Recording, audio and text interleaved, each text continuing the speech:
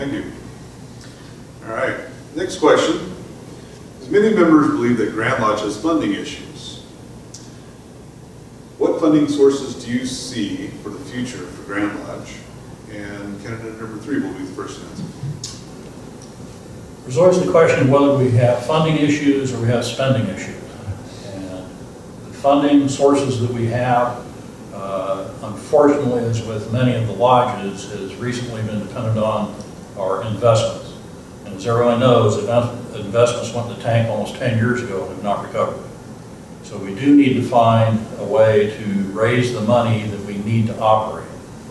Part of the long-range plan, if you download it and read it, is to reassess where our money's being spent. You know, where are our resources going? Are they going where they are providing a useful purpose, if you will? And that's what we need to do. We need to revisit the entire budget. For gaining money, I am not going to tell you that we need to raise dues or any of the rest of it, although that is in one of the resolutions. I think before we start hammering lodges with more dues and assessments, we need to look at our expenditures and make sure that we're spending our resources wisely. Thank you. Candidate Noah? I would also agree. The revenues that might be forwarded from the sales of the MRC, the monies that will be divided up at that point in time, I think will be probably dictated by the lawyers and the legal channels that where the monies will go for tax reasons. There again, too, sometimes it's like lodges. It's always easy to spend somebody else's money, and raising the revenues isn't always the best for everybody's interest. I think at some point in time, with the resolutions coming up, maybe it might be time to look at possibly a Grand Lodge secretary and a Grand Lodge treasurer. Maybe have a little separation there, and with the finance committee, we could maybe have a different look at things. Thank you. Thank you. Candidate number 2. The revenue for Grand Lodge is going up as far as the per capita is concerned. Unfortunately, we are losing Masons. A few years ago, we had 30,000 Masons, now we have 14,000. The Grand Lodge needs to look at their budget, prioritize it, and live within the means that we have. Investments, like our brother Jim said, are in the tank. I don't know when they're going to come back.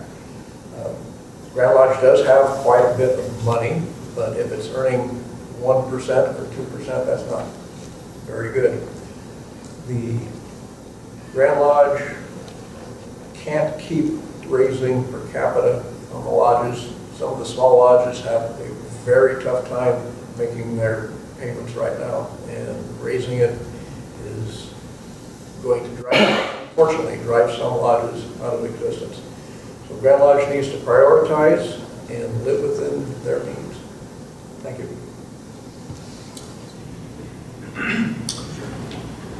Okay, the next question, which will be fielded by candidate number 1 first, is according to section 16.12, the bylaws of our Washington Masonic Code, before a lodge can be granted a charter, they must provide proof of its members' skill and ability to perform the work, including the conferring of the 3 degrees.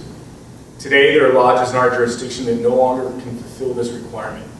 Do you believe this is a problem? If so, why, and what solutions can you propose?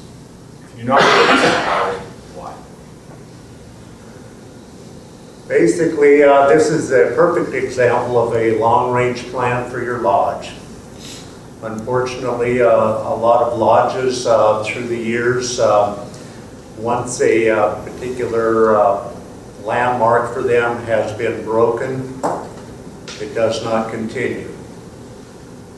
The situation is back to education. lot of lodges and worshipful masters not even have knowledge of the Washington Masonic Code. They don't know if they're in violation or not. We've got to educate our craft, and whether it's one brick at a time, starting with the junior deacons, or what the scenario is.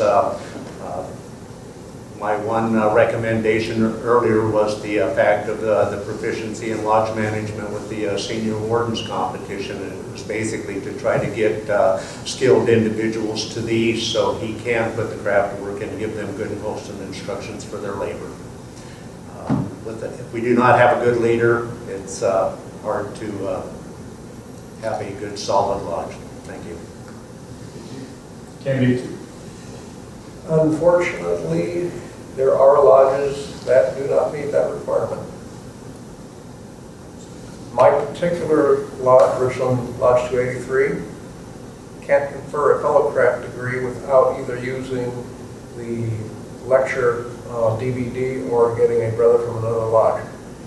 We can do everything else in that degree, and we can do up the first and the third, but we only have one brother that can give the first and third degree lecture, and he's sitting here today.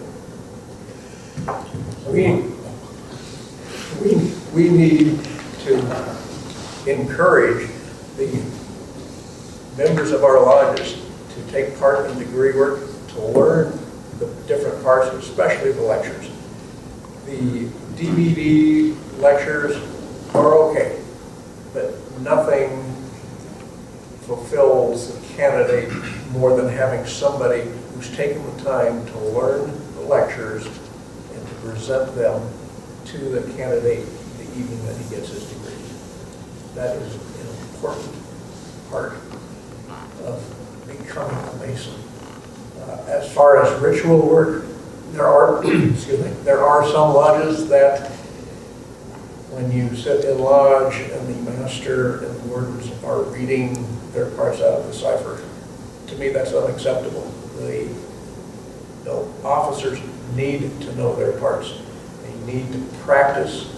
They need to get together, do the floor work, do the ritual, so they can open and close lodge on all 3 degrees preferably. The district deputy can help, Grand Lodge can help, Grand Lecturer can help. There are lots of resources available. Brothers from other lodges can come in and help teach different officers their parts. And I think we need to get back to where all of the lodges can open on all 3 degrees and confer degrees. Thank you. Thank you. Candidate 3. Well, I'll do it for you there, Worshipful Master. Shame on me for interrupting. My apologies. Is this, would you restate the question, please? Make sure Yes. I'm answering the question properly. Absolutely. According to section 16.12 in the bylaws of our Washington Masonic Code, before a lodge can be granted a charter, they must provide proof of its members' skill and ability to perform the work, including the conferring of the 3 degrees. Today, there are lodges in our jurisdiction that can no longer fulfill this requirement. Do you believe this is a problem? If so, what solutions can you propose? If you do not feel this is a problem, why not? I think problem is probably more harsh than I would put it. I think that it is a shortcoming, and I do think it needs to be corrected to the best of our ability.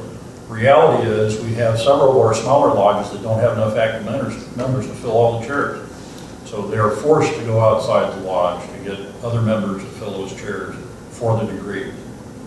Reading from a cipher or reading from the standard work to do your station is never acceptable. Doesn't matter if it's for a degree or for regular lodge meetings. Should be able to at least do the basic work. The Senior Warden competition is an absolutely excellent tool for having the upcoming Masons learn the work for opening and closing lodge, for calling up, calling down, and doing the various operations of the lodge and floor work. You start getting into degrees, it gets of course more complicated when you're talking about lectures and so on. My lodge is one of the rare few that has members who can do all the work, although they're aging and they're not going to be with us long. We've got a couple of our members learning the work. I'm not suggesting that it's easy.